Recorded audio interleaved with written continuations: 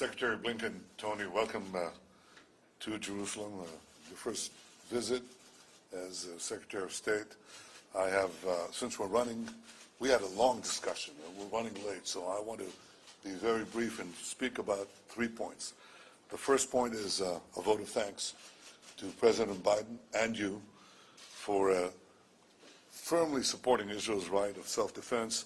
I have to say that Secretary Blinken, in a previous capacity, in 2014, when we had another round of engagement against Hamas aggression, supported us by having Iron Dome replenishments, $250 million, that you personally shepherded through the system very quickly, and we remember it, and we're very grateful to you. And you're giving meaning to this now, again, with replenishments of Iron Dome interceptors that save civilian lives on both sides. And we're grateful for that, too. We, too, will give meaning to our commitment to our self-defense. If Hamas breaks the calm and attacks Israel, our response will be very powerful. And we have discussed ways of how to work together to prevent Hamas rearmament with the weapons and means of aggression. The second point is, naturally, is Iran. We discussed many regional issues, but none is greater than Iran. And I can tell you that I hope that the United States will not go back to the old JCPOA, because we believe that that deal paves the way for Iran to have an arsenal of nuclear weapons with international legitimacy. We also iterated that whatever happens, Israel will always reserve the right to defend itself against a regime committed to our destruction, committed to getting the weapons of mass destruction for that end. The third point is peace. We need to work together to expand normalization between Israel and Arab and the Muslim world, and deepen the peace treaties that we already have.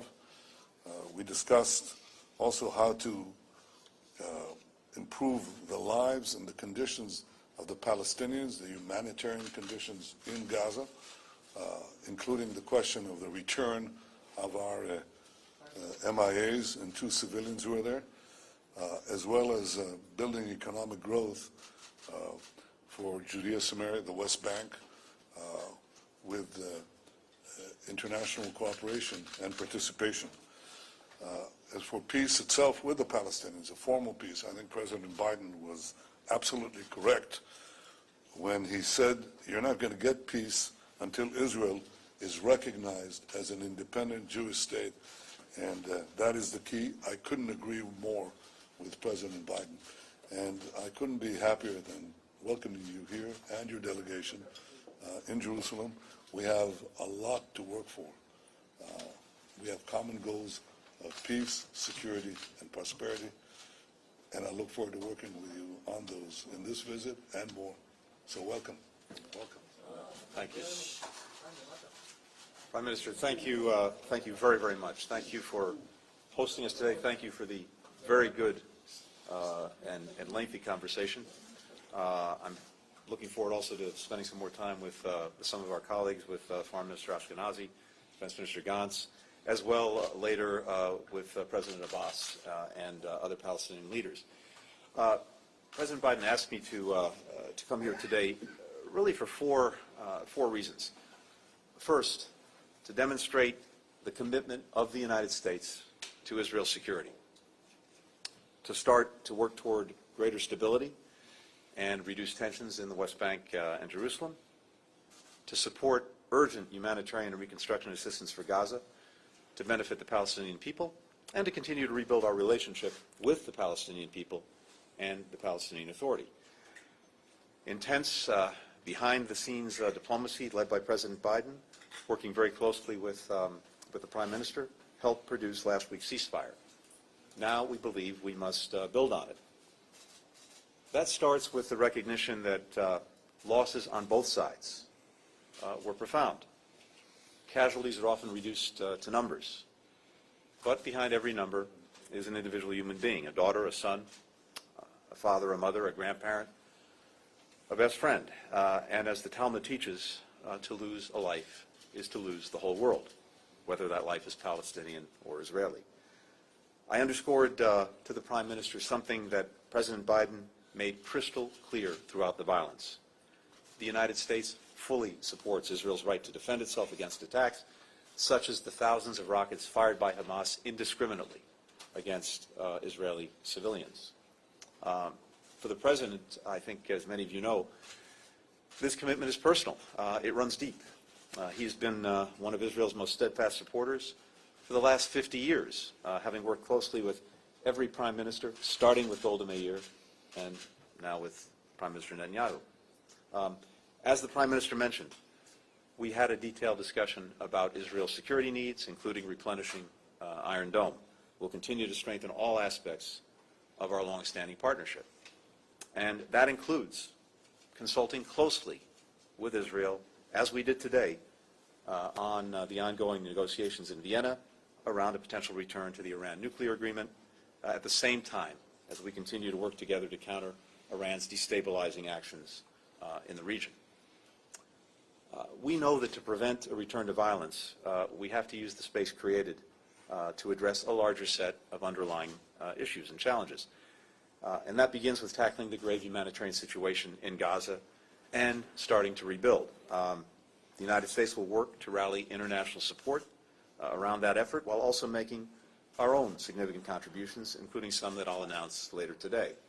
We'll work with our partners closely with all to ensure that Hamas does not benefit from the reconstruction assistance. At the same time, we need to work to expand opportunity for Palestinians in Gaza and in the West Bank, including by strengthening the private sector, expanding trade and investment, and other means. Assistance and investment like these will help foster a more stable environment that benefits Palestinians and also benefits Israelis. Prime Minister and I had a chance to discuss other steps that need to be taken by leaders on both sides to set a better course for their shared future. As President Biden has said, we believe that Palestinians and Israelis equally deserve to live safely and securely, to enjoy equal measures of freedom, opportunity, and democracy, to be treated with dignity.